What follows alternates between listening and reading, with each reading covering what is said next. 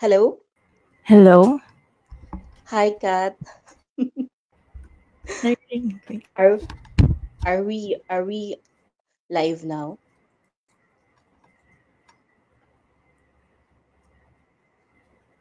Hello? Clear ba yung audio? Hello, Miss De. Hi, guys. Manonood kaya sa atin? Let's see kung meron bang um, ah, may mga listeners ba tayo? Miss Der. Hindi ko siya makikita. Wait lang. Yes.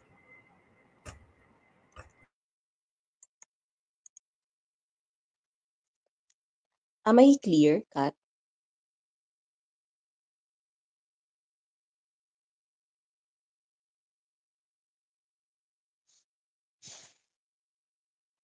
Can you hear me?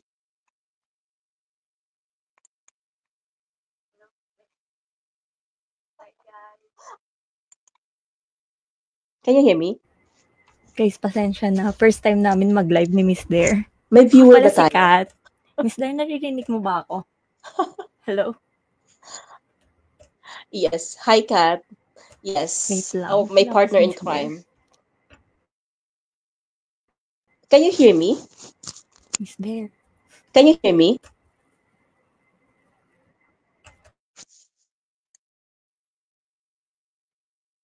Can you hear me? Can you hear me? Hello, Kat?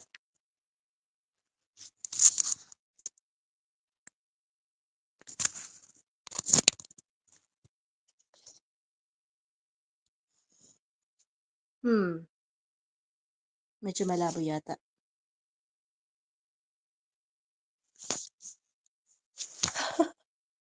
I can hear you.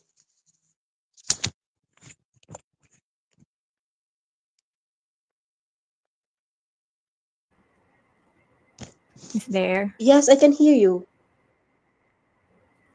Hello?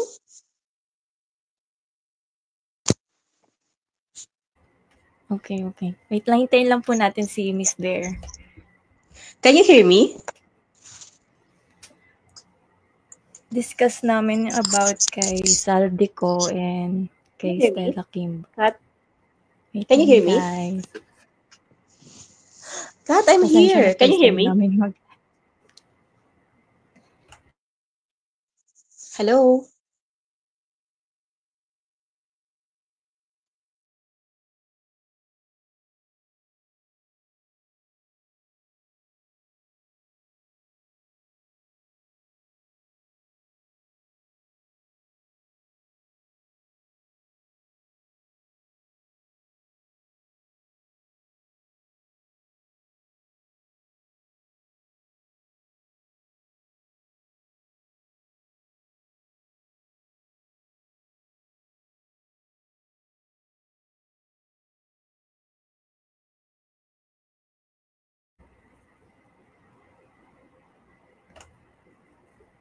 edit.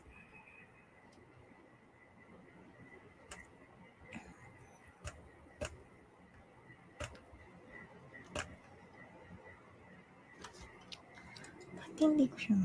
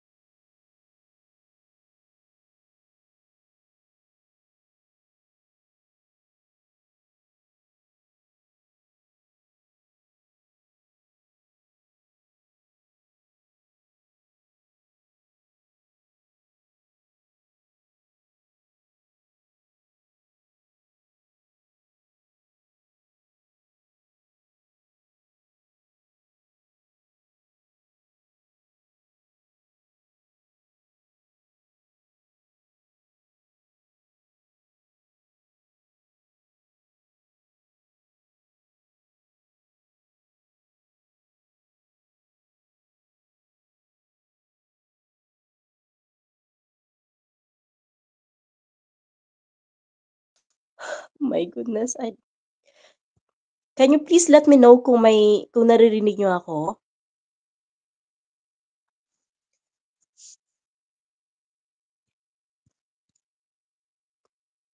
Clear, clear. Okay, that's good.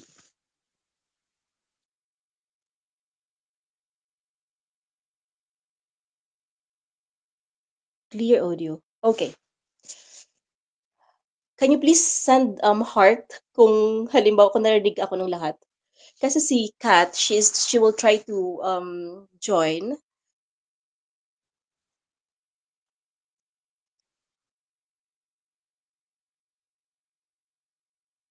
We have some technical problems. Earlier, it was good. Okay. Jenna said its audio is perfect.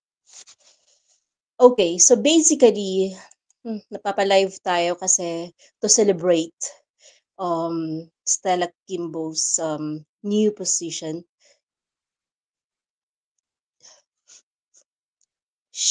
Now she will be the new chairperson of the Committee on Appropriations. Kapalit ni Zaldico. Okay? So, I need God's help so that we can show you something. Kasi we would like to discuss yung letter of, like quote-unquote resignation of Zaldico. Sinabi niya kasi na nag-resign siya. Sabi ni, I couldn't read the name kasi dapat dapat bang i-celebrate yun? Hey, if you know me, I'm just being sarcastic. Well, there's nothing to celebrate, especially if these people are the ones responsible in mutilating the national budget. Okay? Stella Kimbo is no saint. She is also one of those people who is responsible sa pagmutilate ng national budget. Stella Kimbo is, pasensya na ha, Bisaya kasi ako kaya yung the way I pronounce some words matigas. So, pagpasensya nyo na yung accent ko minsan. But anyways, um, Ekot Maya. Happy New Year! Yes, Happy New Year! Connie Padilla, hello. Thanks for the heart. Leia Pearl, lovely. Jenny BF. Jamaica Marcos. Oh, ito ba yung tamang Marcos?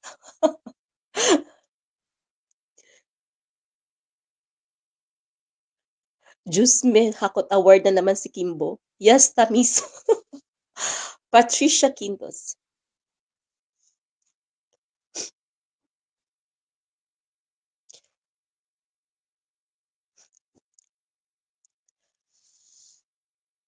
Sam James, shout out naman. Yes.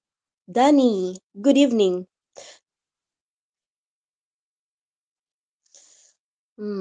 Ox, baby admin ko la, ox lang, Bisaya din ako. O, pareha dayta. Pareha dayta. May noon. Jenny BF, is there really to celebrate now that Kimbo replaced Ko? Mm. People are celebrating those who can benefit, but us, of course not. There's no real change there, Jenny. Kasi alam mo yun, as I've said earlier, si Stella Kimbo, she is the vice chairperson of the House Committee on Appropriations, okay? Si Stella Kimbo, isa siya sa 4 na bumubuo ng 4 persons doon sa small committee na sinasabi, okay? Yung budget na binigay ng executive in the form of National Expenditure Program or NEP sinubmit sa House of Representatives. Then the House Committee on Appropriations deliberated on it. Sila yung responsible doon. After ng deliberations, kung nakita nyo sa mga committees, nagkaroon ng plenary debate. Okay? Yun na yung merong budget sponsor. After that, yun na yung deliberation ng bill kasi ang NEP nagiging GAB yun, nagiging General Appropriations Bill. So yun yung pinapasa ng House of Representatives, GAB version, General Appropriations Bill, GAB. At yun yung pinapasa nila sa Senado para naman yung Senate Committee on Finance ang mag-deliberate sa GAB na yun. So, bago binigay yun sa, yeah, I think Kat is showing. Too bad, Kat, I cannot hear you. Do you hear me, Kat? Oh, yeah. So, Kat is showing sa, I don't know if you guys see it, pero pinapakita ni Kat yung picture ng small committee sa um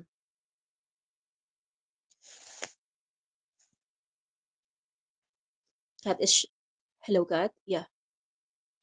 So Kat is showing, no, it's gone. Pasensya na kayo ha kasi talagang medyo may technical difficulty kami. And this will be just a very short live kasi just for this moment na ano, parang just a quick live lang ito. And maybe some other time we can do longer. But anyways, so Stella Kimbo is part of the small committee. So, sila yung parang nagkamada ng GAB, okay? Ng General Appropriations Bill bago sinabit nila sa Senate. Those four people na bumubuo ng small committee na yon ay sina at that time the chairperson Elizalde Co, okay? Stella Kimbo, si Majority Leader Zamboanga City First District Representative Manix Dalipe, and Minority Leader for Peace Party List Nonoy Libanan. Okay? Yung apat na yan. Ayan, Kat is showing it. Hindi ko alam kung nakikita niyo ba. Nakikita niyo ba yung pinapakita ni Kat sa screen? Yeah.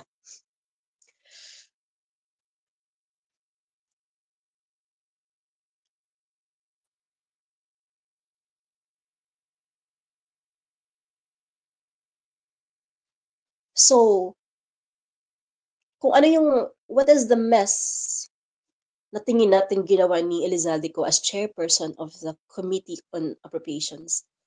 Stella Kimbu was there. She was one of the four small committee members.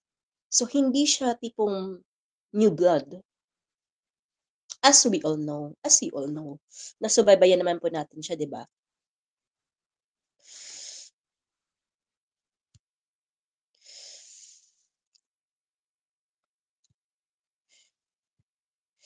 And now, ang sinabi kasi, Kat, can you please show yung letter ni ni Elizalde Co? Sinabi niya na he is very proud sa pag-steer as kasi pag ikaw yung chairperson ng House Committee on Appropriations, ikaw yung parang lumalabas na sponsor ng bill. So, sinabi ni um, Elizalde Co na proud siya sa 2003, 2004, 2020, 2023, 2024, and 2025 budget kasi sinabi niya he aligned the budget sa 8-point socio-economic agenda ng BBM administration, which is false. It's false. It's not true. It's not true. Nakalagay sa 8-point agenda ni BBM, okay? Kasi yung bawat administration, parang meron silang goal na ito yung Philippine Development Plan nila for their whole administration. Parang medium term and long term goal nila kung ano yung gusto nilang i-achieve. So, in the case of BBM, meron siyang 8-point socio-economic agenda. Ano yung mga yon? Okay?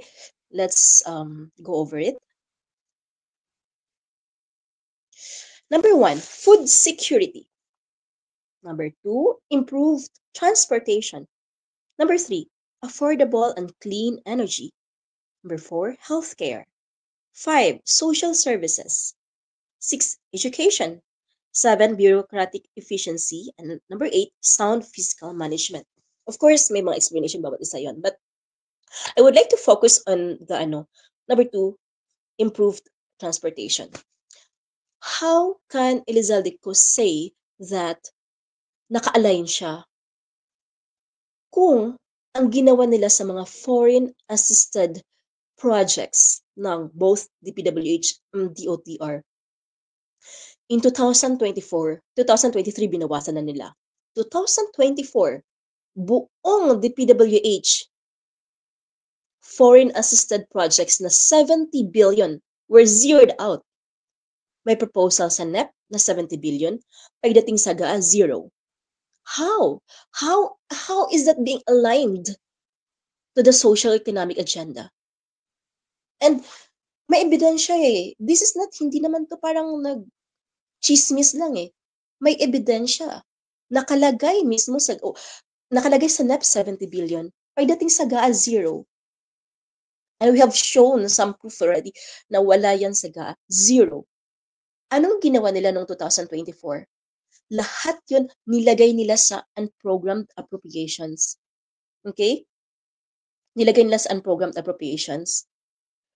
Yes, Kat is showing the Marcos administration's 8-point socio-economic agenda. And now Kat is showing itong DOTR. Okay, let's focus with DOTR. Yung DOTR na yan, kung mapapansin niyo, Subway is dubbed as the project of the century.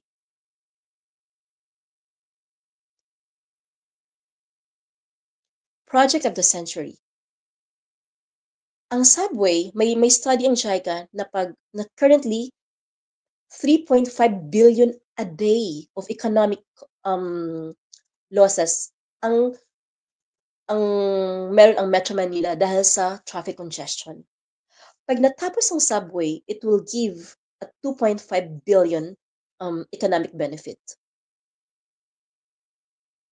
These people are world traveled. They have gone to different countries.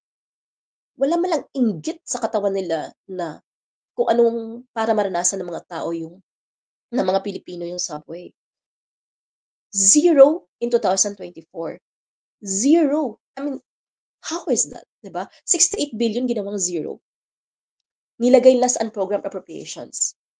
Pero dahil kailangan ituloy yung mga projects na yon, because these are foreign assisted, okay? So, pag walang pondo, madedelay yung project. Pag nadedelay yung project, may commitment fees. Okay? So, para kang nagtatapon ng pera. Kaya, ang ginawa nila, dahil kailangan ituloy yung mga projects na yon, nilagyan nila ng special provision letter D ang unprogrammed appropriations para kunin yung excess fund ng mga GOCCs, including PhilHealth. Okay. Judy Barkil. Mag-quiz rin po ba tayo, Ms. There? Yes, Judy. Yes, mag-quiz tayo. Sige nga, ano yung 8-point socio-economic agenda ni BBM?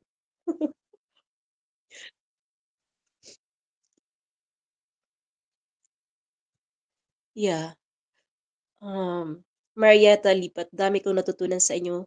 Dare to Ask and Kat, please continue creating awareness para di na kami mabudol ulit. Oh, thank you, Marietta. Yeah. Actually, alam mo, si Kat, she is very, very, how do you say this? Sobrang importante ng papel ni Kat kaya sa page na to kasi she is really translating all these figures into this nice presentation. Credit talaga kay Kat yan. And talagang puso ni Kat para talaga sa bayan. I mean, she is really, the passion, the heart. Kaya I am very, very grateful kay Kat talaga kasi our presence in other social media platforms, it's because of Kat. Okay? So, Kat is working sa background, but her role is equally important. I mean, it's really it's not me. The credit is much more, and this page is not only me. It's really me and Kat and I talaga.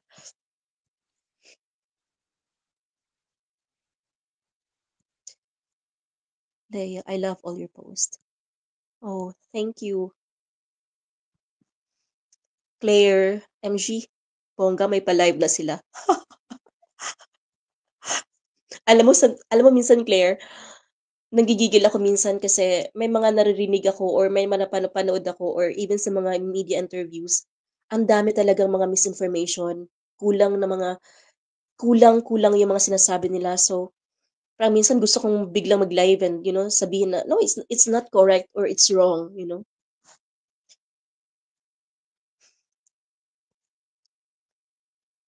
Yeah. So therefore, kaya yung sinabi ni Zaldico na I know it's not correct. Plus, another thing pa na in one of our posts recently, yung last post, na sinabi ni Zaldico na it's not true rin daw na um, ang ginawa niya is um, wala daw billion of flood control budget sa Bicol region. It's false. Nagsisinungaling din siya kasi si Joel Villanueva mismo pinakita na mayroong 61.42 billion of um, flood control budget sa 2023 and 2024 sa Bicol. Yeah, so what do we expect? What can we expect from Stella Kimbo? Well, her being the chairperson, ano naman yan eh, ilang months lang naman to kasi January, February, March, April, May, and she will be running for mayor sa Marikina. So basically, wala siya talagang masyadong magagawa, kumbaga. The budget has been signed, it is for execution, it has been appropriated, may AKAP na, may pet projects na. So basically, it's done. It's done. Um, so parang ano na lang to, parang how they say that? Pampalubag loob na tinagal si Zaldico, pero actually kung tutuusin mo, wala naman talagang effect din eh. There's nothing really to be excited about or to celebrate on this kasi wala naman eh. The budget has been signed. It's done.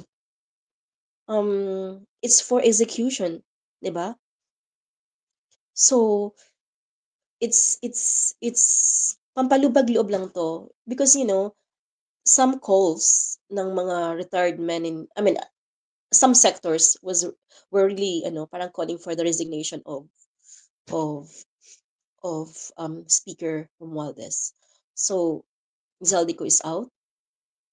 But the thing is, what's next? If the BICAM, unless there are clear policies in terms of kung paano yung budgeting process nila, transparency and accountability, kahit sino pang ilagay mo dyan, walang mangyayari. It will be, they will just do it again and again and again. Kasi walang malinaw na pulisiya, walang totoong transparency and accountability sa budgeting process. So unless they change that, nothing, Stella Kimbo, kahit sino pang ilagay mo dyan, kahit pa ilagay mo dyan yung si Sandro Marcos or what, hanggang walang magbabago sa BICAM, um, sa sistema ng BICAM, walang mangyayari dyan. So, if we will just have time, well, I only have 8 minutes left. Pero, I don't want to, si Stella Kimbo kasi, madali namang, it will just take time, no? Pero, I have seen kasi yung 2024. Kung titingnan mo yung it's a thousand, ang gaa kasi pagdating sa DPWH, when you go to the details, 1,000 plus pages siya. So mahirap talaga i-crunch siya. Pero we will have time, I don't know, Kat, if we can masingit natin 'to, nilagyan nat we'll have to find kung ano yung mga puwedeng kung ano din yung mga pet projects na nasingit kay Stella Kimbo. Kasi sa 2024, marami yun siyang ano, marami yun siyang mga projects na rehabilitation, mga how do you call that? Um, Drainage, mga multipurpose building, yun yung priority nila. Hindi yung subway, North Rail commuter, those big infrastructure projects, you know. So,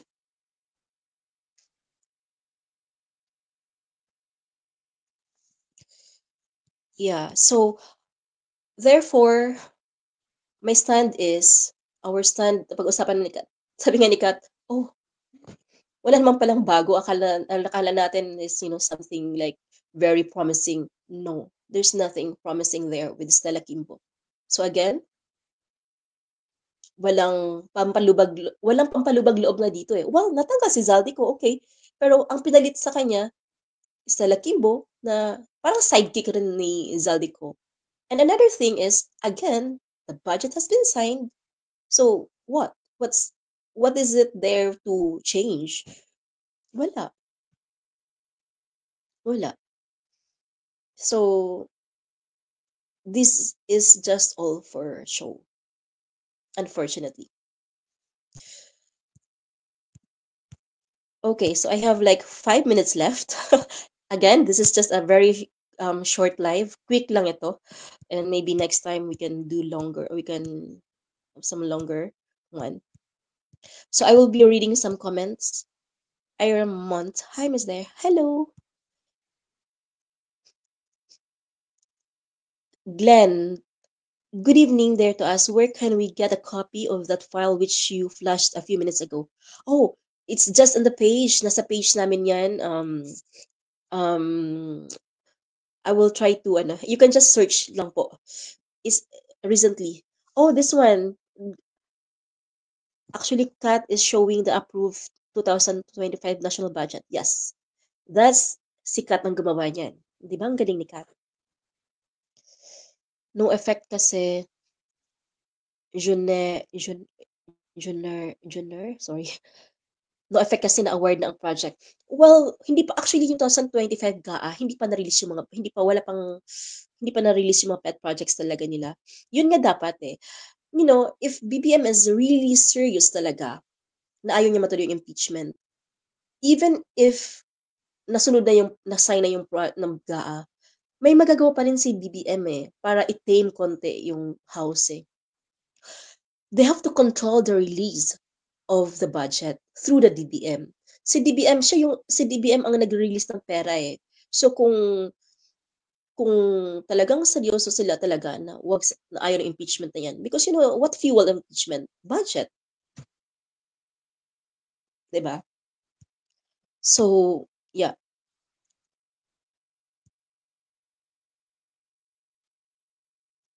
Nakaka-cash advance na.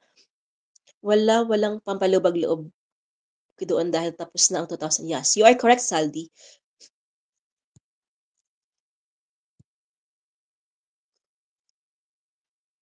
Anong ibig sabihin, sino involved sa act na ganito, Chair? Naked chair. Oh, I don't understand. Christian, they don't really have a single compassion to the Filipino people.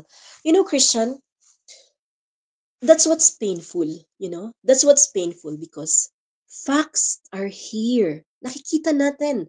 Nandyan yung GAA, nandyan yung NEP.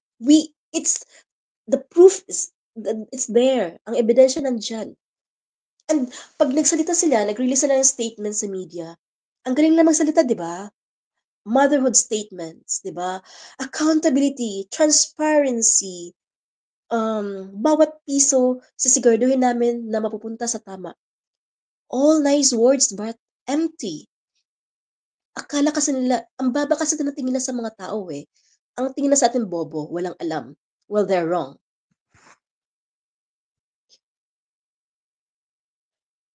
Not cert. Replacing a thug with another thug. You're correct.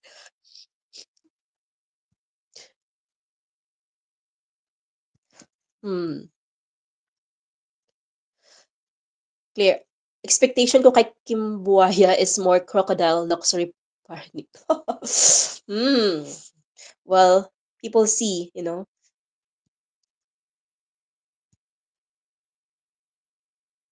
Judy.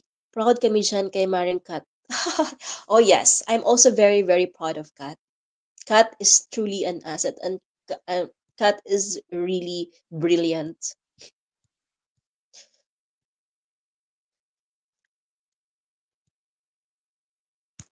Yeah, so dapat pala, Jenny, so dapat din pala tutulan si DBM because they release the funds. Well, alam mo kasi ang nangyari kasi, itong mga department secretaries, they're very, ano lang eh, parang nakabaw sila lahat, takot sila lahat sa Congress. It's only VP Inday who is not afraid of them. Okay? Lahat yan nanginginig. Pakita mo sa mga, tingnan mo yung mga budget hearings, para silang mga, opo, yes po, opo, with your respect po, okay po, sige po, opo. That's how they act. That's how they are in front of you know, but the thing is, pero ito kasi mga department secretaries, magkakalakas ng loob lang din 'to kung ang presidente mo, alam mong babakapan ka. So, yeah, yeah. Oh, so, yeah, unfortunately, I don't have much time now, um, because of other commitments, but I'm very happy to, uh, unfortunately lang hindi kami nagkakarinigan ni Kat at hindi kami nagkakatanungan kasi, yeah, this would have been our first time. Yes, this is actually our first time to go live. And um, actually, nag-enjoy akong basahin yung mga comments. It's actually nice to interact with you guys. Nababasa ko yung mga comments niyo live and you have your questions. And yeah. Hi Scarlett, nakabantay kasi there kaya di pa rin sila naglalabas ng GAA. Alam mo Scarlett, ang ginawa ni Kat, sabi ko, okay, let's download the GAA Excel file sa DBM kasi baka bigla magbago. Ayun, si Kat, dinownload niya lahat. Nako si Kat, she is, ano, matindi yan si Kat. Russian trained yan. Anyway, so, I'm sad to say goodbye, but for now, and we'll see you again next time. And thank you for, wala kaming pasabi na mag-live just few minutes before. At ang nangyari pa, hindi pa kami nagkakarinigan ni Kat ngayon. So, parang ako na nagsasalita. But hopefully next time, we can do this together and na marinig nyo kaming dalawa. And thank you for being here, for commenting, for giving some reactions. And first time kasi namin, so, um, the technical difficult is hindi talaga maiwasan. And ayun, so Miss There, next topic naman si Manga. Yeah. Thank you for your time. Thank you. Thank you. Thank you. Thank you everyone. Maraming salamat. Thank you. Thank you. And thank you for supporting our page. Please follow nyo rin po yung ibang ano namin and subscribe to YouTube, TikTok, X. Yes. So, magtulungan po tayo. Kahit ganito po nangyayari sa bansa natin ngayon, don't be discouraged, don't be hopeless, don't lose hope. Our voice matters. Wag kayong, this is just a phase. Nothing is permanent. Everything is temporary. And people are now really awakened. So we continue to speak up. Kahit gaano kaguluhan na meron dyan, let's focus na, our voice matters. Our voice matter talaga. Hindi, at the end of the day, ang taong bayan pa rin ang pinakamakapangyarihan. Hindi man natin nararamdaman agad yan, hindi man natin nakikita agad yan, but yan yung katotohanan. So, we should continue to speak up. Okay? Okay? Bye! See you next time. Bye-bye.